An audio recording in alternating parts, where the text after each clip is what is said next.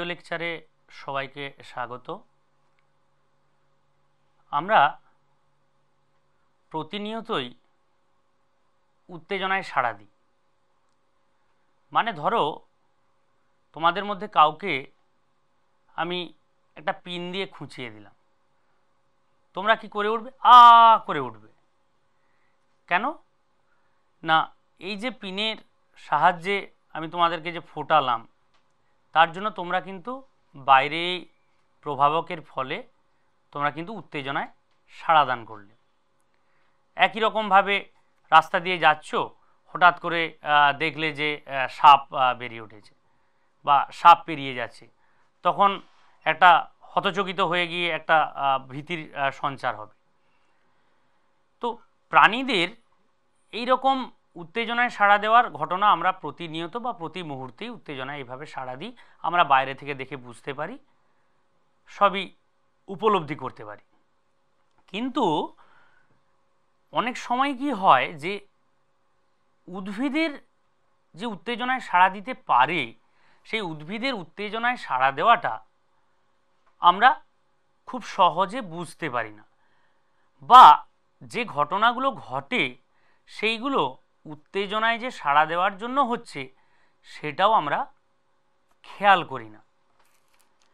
তো বাইরের এই উদ্দীপকের প্রভাবে বা ভেতরকার কোনো উদ্দীপকের প্রভাবে যদি উদ্ভিদ এই রকম সাড়া দিয়ে থাকে বা যখন সাড়া দেয়, তখন তাদেরকে আমরা বলি তাদের মধ্যে চলন ঘটছে। তো উদ্ভিদের এই যে চলন ঘটে, সেখানে সামগ্রিক চলন খুব কম হয়। সামগ্রিকভাবে যে আমরা যেমন একটা জায়গা থেকে অন্য জায়গায় যেতে পারি, উদ্ভিদ সেইভাবে যেতে পারে না, যদিও দু একটি ক্ষেত্রে ব্যতিক্রম রয়েছে।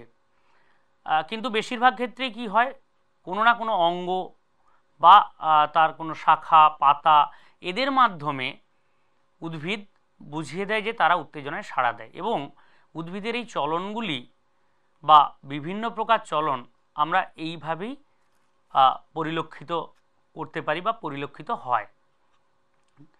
তো যাই হোক, আমরা যেটা দেখব যে উদ্ভিদের এই বহিস্থ উদ্দীপকের প্রভাবে যখন সাড়া দেয় বা উদ্ভিদের যে চলন হয়, মোটামুটিভাবে তিনটে ভাগে ভাগ করা হয়। একটাকে বলছি আমরা ট্রপিক চলন, একটাকে বলছি আমরা ট্যাকটিক চলন, আর একটাকে আমরা বলছি ন্যাস্টিক চলন। ট্রপিক চলন কেমন হয় না, উদ্দীপকের যদি উৎসের অভিমুখে যদি হয়, যেমন আমরা যদি বলি যে উদ্ভিদের প্রথম যখন ভ্রূণ মুকুল এবং ভ্রূণমূল যখন বের হয় একটা ভ্রূণ থেকে, উদ্ভিদের বীজ থেকে, তখন ভ্রূণ মুকুলটা ওপরের দিকে বা বলতে পারি সূর্যের আলোর দিকে যায়।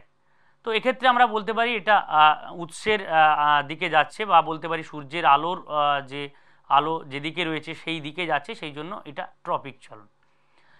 আবার কিছু কিছু উদ্ভিদ রয়েছে, যেমন এককোষী ক্ল্যামাইডোমোনাস, ভলভক্স, আরও কিছু এরকম শৈবাল রয়েছে, যারা কি করে না প্রাণীদের মতো জলের এই জলজ শৈবালগুলি জলের নিচু থেকে একদম ওপরের স্তর অবধি এরা কিন্তু চলাচল করতে পারে।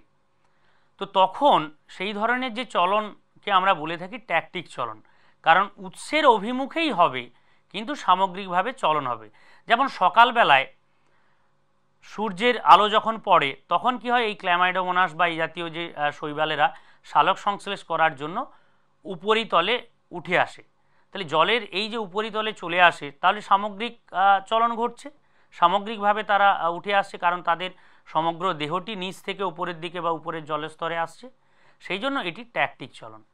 আর ন্যাস্টিক চলন হয় উদ্দীপকের অনেক সময় তীব্রতার উপরে। যেমন টিউলিপ ফুল আলোতে যেমন ফোটে, আবার অনেক সময় লজ্জাবতী গাছের পাতা আমরা যখন স্পর্শ করি, সেই স্পর্শের সাহায্যে কী হয়, পাতাগুলি মুদে যায়। সেই জন্য এইগুলো উদ্দীপকের একটা তীব্রতার উপর নির্ভর করছে, সেই জন্য এগুলোকে আমরা বলছি ন্যাস্টিক চলন। তো এই যে উদ্ভিদের চলন এবং এই যে উদ্ভিদ যে সাড়া প্রদান করে, এই জন্য আমাদের কৃতজ্ঞ থাকা উচিত। এই বিষয়গুলি পর্যবেক্ষণ করার জন্য কৃতজ্ঞতা বোধ আমাদের থাকা উচিত আমাদের বিখ্যাত বিজ্ঞানী, আমাদের বাংলার গর্ব তথা গোটা ভারত এবং বিশ্বের গর্ব আচার্য জগদীশচন্দ্র বসু।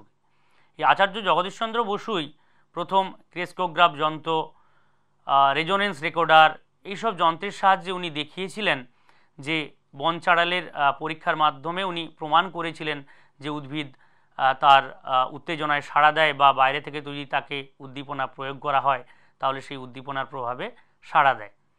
তো যাই হোক, তো আমরা যেটা আলোচনা করছিলাম যে এই চলন নিয়ে, তো এই ট্রপিক চলনকে আবার আমরা এই তিনটে ভাগে ভাগ করতে পারি।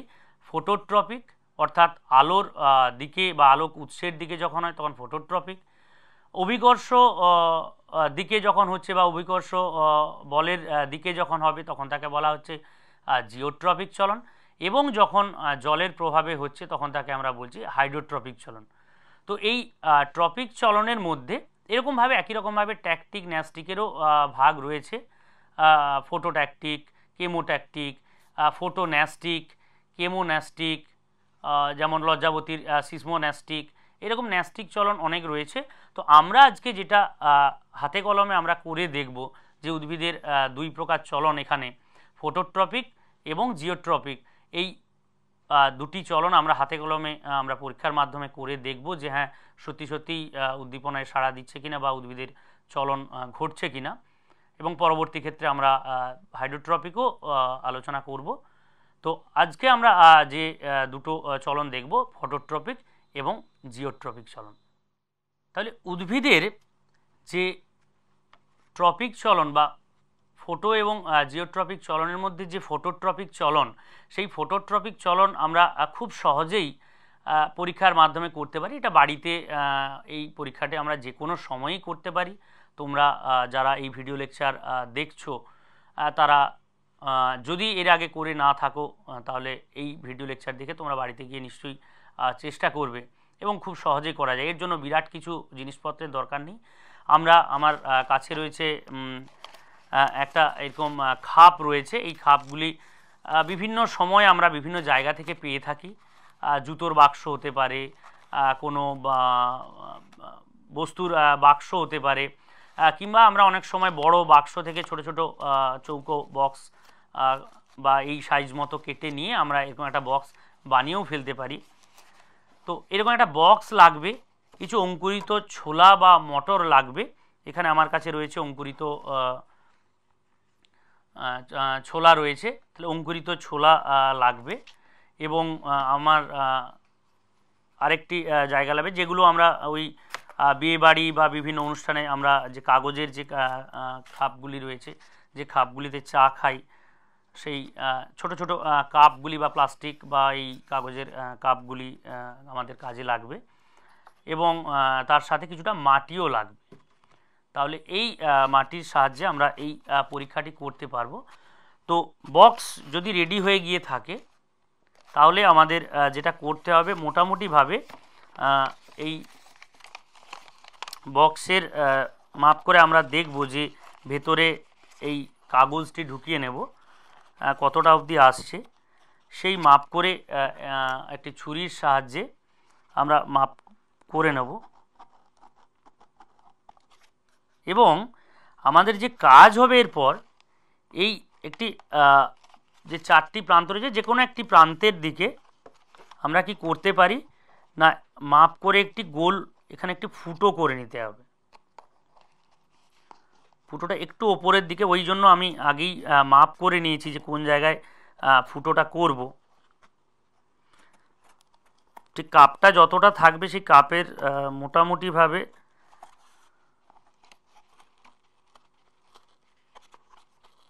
ছুরির সাহায্যে কেটে আমরা এই ফুটোটি করে নিতে পারবো। এই যে ছিদ্রটি করা হয়েছে, এরকম একটি ছিদ্র করে নিতে হবে। এরপর আমার যে কাজ রয়েছে, এই কাপটি পরিমাণ মতো মাটি নিয়ে এটি বাগানের মাটি আনা হয়েছে, একটু ভেজা মাটি হলে ভালো, কিন্তু খুব কাদা মাটি যেন না হয়, একটু ভেজা মাটি।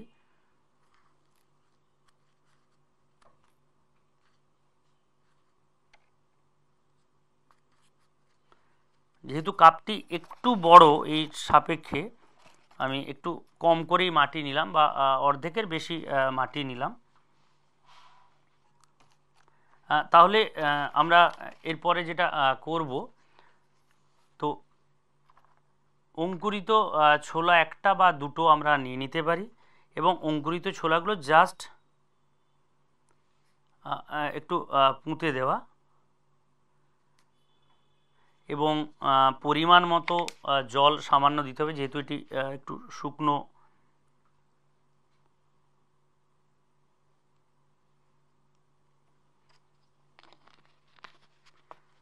বা অঙ্কুরিত ছোলাগুলিকে আমরা একটু ঢাকাও দিয়ে দিতে পারি, যেগুলি অলরেডি অঙ্কুরিত হয়ে গেছে, ভ্রূণমূল এখান থেকে বেরিয়ে গেছে। তো এই অবস্থায় এরপরে আমাদের যে কাজ হবে, সেই কাজ এই বক্সের মধ্যে ঠিক যে দিকটি ফুটো রয়েছে সেই দিক ঘেঁষে আমরা এরপর এই কাপটিকে, যেটিতে আমি মাটি দিয়ে অঙ্কুরিত ছোলাগুলিকে এর মধ্যে পুঁতেছি, সেই অবস্থায় রেখে দেব, এবং এর বক্সটিকে ভালো করে ঢাকা দিয়ে এই অবস্থায় আমরা রেখে দেব। এবং এই মুখটি সাধারণত সকালের দিকে রোদ যেদিকে আসে, বা বাড়ির বারান্দায় বা ব্যালকনি যেখানেই হোক না কেন, যেদিকে আলো আসে বা সূর্যের আলো আসে, সেই দিক করে এই ফুটোটি রেখে দিতে হবে। এবং মোটামুটি 4 থেকে 5 দিনের মধ্যে আমরা দেখতে পাবো যে এইখান থেকে অঙ্কুরিত বীজ থেকে ভ্রূণ মূল নিচের দিকে এবং ভ্রূণ মুকুলটি প্রস্ফুটিত হয়ে উপরের দিকে উঠে আসবে, এবং যথারীতি আলোর জন্য বা পাতাশুদ্ধ বিটপটি সালোক সংশ্লেষের জন্য সে এই ফুটোর মধ্য দিয়ে বেরিয়ে আসবে এবং বাইরের দিকে ধাবিত হবে। অর্থাৎ আলোর উৎসের দিকে এই ছিদ্রপথে, যেহেতু পুরো বাকি অংশটি পুরো এটির ঢাকা রয়েছে, তাই অন্য কোনো দিকেই আলো প্রবেশ করবে না, একমাত্র এই ছিদ্র দিয়ে আলো প্রবেশ করবে। তাই এই ছিদ্রপথে বিটপ সহ অংশটি উদ্ভিদের বাইরে বেরিয়ে আসবে, এবং পাতাগুলিও আমরা দেখতে পাবো যে বাইরে বেরিয়ে এসেছে সালোক সংশ্লেষের জন্য। অর্থাৎ আলোর সাহায্যে বা আলোর উৎসের দিকে উদ্ভিদের এই বিটপ অংশের এই আগমনকেই আমরা বলছি ফটোট্রপিক চলন। এর রেজাল্ট পাওয়ার জন্য আমি যেটি করেছি, আগে থেকেই একটি বক্স, এই ধরনের একই রকম একটি বক্স আমরা ব্যবহার করেছি। যে বক্সটি যদি দেখা, একই রকমভাবে এই বক্সটি ব্যবহার করা হয়েছে, এবং এই বক্সের একদমই একই রকম বক্স, যে বক্সে আমি আগেই এই সেট আপ করে রেখেছিলাম, মোটামুটি 7 দিন আগে এটা করেছিলাম। সেই 7 দিন আগে তো আমরা দেখলেই দেখতে পাবো এর মধ্যে কাপের মধ্যে একই রকম অঙ্কুরিত ছোলা দিয়েছিলাম, এবং এখানে মাটি রয়েছে যে অঙ্কুরিত ছোলা তার পরবর্তী ক্ষেত্রে বেরিয়ে কিন্তু যথারীতি এর মধ্যে প্রবেশ করেছে। আমরা এখানে পরিষ্কারভাবে দেখতে পাচ্ছি একটা নিয়ে, এবং সেখানে বিটপ অংশটি, এবং এটি পুরোপুরিভাবে কিছু দূর যাওয়ার পরে পরবর্তী ক্ষেত্রে এটি বেঁকে গিয়ে, যদি ভালো করে আমরা এখানটা দেখি, দেখব যে সত্যি সত্যিই তাই এই জায়গাটা বেঁকে আবার ওপরের দিকে উঠতে শুরু করেছে। অর্থাৎ প্রথম অবস্থায় যখন বিটপটি বেরিয়েছিল, সেটি এই ছিদ্র পথে আসার জন্য প্রথমে বেরিয়েছিল, তার পরবর্তী ক্ষেত্রে যখন আমরা দেখছি যে যথারীতি আলো পাচ্ছে, সে কিন্তু পরবর্তী ক্ষেত্রে এটি সরাসরি ওপরের দিকেই কিন্তু উঠে আসছে। এর থেকেই প্রমাণ হচ্ছে যে সূর্যের অভিমুখে বা সূর্যের যে আলো, সেই আলোর অভিমুখে উদ্ভিদের এই বিটপ অংশটির গমন ঘটছে, এবং এ থেকেই আমরা ফটোট্রপিক চলনটি আমরা পরীক্ষা করতে পারি। তবে এ বিষয়ে একটি কথা না বলেই নয়, যে আমরা যে বক্সটি ব্যবহার করছি, সেই বক্সটি এরকম যেন উপরের দিকটি খোলা অংশ থাকে। তার কারণ অনেক সময় হয়তো জল এই মাটির মধ্যে জল শুকিয়ে যেতে পারে, সেক্ষেত্রে যেন জল দেওয়ার মতো ব্যবস্থা থাকে এটি মাঝে মধ্যে দেখে নিতে হবে যে জল শুকিয়ে যাচ্ছে কি না, অন্যথায় শুকিয়ে গেলে গাছ বৃদ্ধি খুব ভালো হবে না, এটি মনে রাখতে হবে।